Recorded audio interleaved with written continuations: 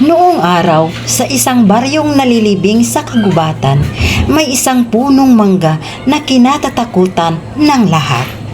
Sabi ng matatanda, may aswang na nakatira sa lilim nito, isang nilalang na anyong tao sa umaga at halimaw sa gabi. Isang gabing madilim at malamig, kabilugan ng buwan, sumisigaw ang hangin sa mga puno. Nagpasya si Tomas, isang batang magsasaka, napuntahan ang puno, hindi dahil sa katapangan, kundi dahil desperado siya. Malapit nang mamatay ang kanyang ina. Balita, ang bunga ng puno ay may kapangyarihang magpagaling ng kahit anong sakit. Bit-bit lamang ang isang sako at isang itak, naglakad si Tomas sa kagubatan. Sa bawat hakbang niya, tila may mga matang nakamasid sa kanya. Ang dilim ay sumasakop sa daan at ang mga huni ng insekto ay parang mga bulong ng mga patay. Sa wakas, narating niya ang puno.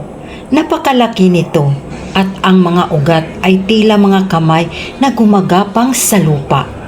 Sa ilalim ng liwanag ng buwan, ang mga bunga ng mangga ay tila mga mata na nakatingin pabalik sa kanya. Paakyat na sana siya nang marinig niya ang isang mahinang kaluskos. "Sino nariyan?" sigaw niya.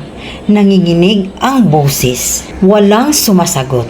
Pero mula sa dilim, isang babae ang lumitaw. Nakasuot ito ng puting damit. Maputla ang balat, mahaba ang buhok at malamlam ang mga mata. Ngumiti ito ng malamig. "Ako ang tagapangalaga ng puno," bulong ng babae. "Gusto mo ng bunga? May kapalit." "Anong kapalit?" tanong ni Tomas na nanginginig. "Lahat ng may halaga sa'yo," sabi ng babae habang lumalapit. Habang papalapit siya, unti-unting nagbago ang anyo niya. Ang anino niya sa lupa ay nagkaroon ng matutulis na kuko at malalaking pakpak. Ang mukha niya ay nahati, lumitaw ang mahahabang ngipin at dila na dumadaloy ng laway. Sa takot, tumatakbo si Tomas, ngunit sa bawat paglingon niya, lalo pang lumalapit ang halimaw. Tila kumakapit sa hangin ang mga kamay nitong mahahaba.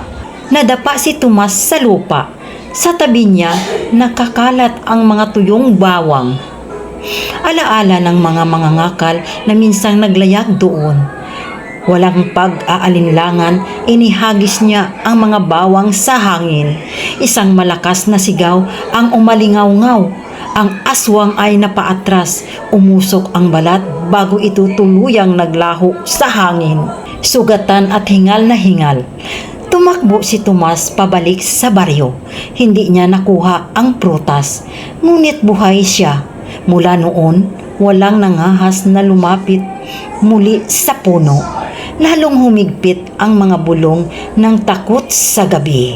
At si Tomas, hindi na siya lumabas tuwing kabilugan ng buwan. Dahil alam niya, ang aswang ay hindi tuluyang nawala. Sabi nila, kapag malamig ang hangin at maliwanag ang buwan, may makikitang maputing babae sa ilalim ng puno. Nakangiti, naghihintay at gutom na gutom.